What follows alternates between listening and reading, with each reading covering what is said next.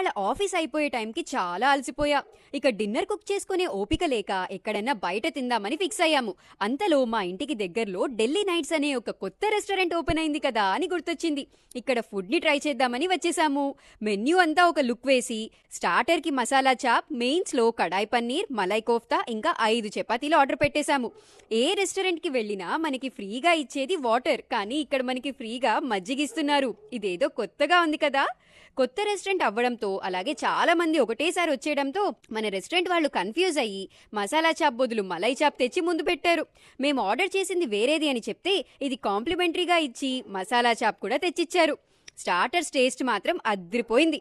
ఇక మన రోటీ and curry విషయానికి వస్తే కర్రీస్లో మలై కోఫ్తా ఓకే ఓకే ఉన్నా పన్నీర్ కర్రీ మాత్రం సూపర్గా ఉంది. ఓవరాల్ గా ఫుడ్ అయితే చాలా బాగుంది. మనం తిన్న వాటన్నిటికీ బిల్ వచ్చేసి $60 అయింది. అంటే ఇంచుమించుగా 3,500 రూపాయలన్నమాట.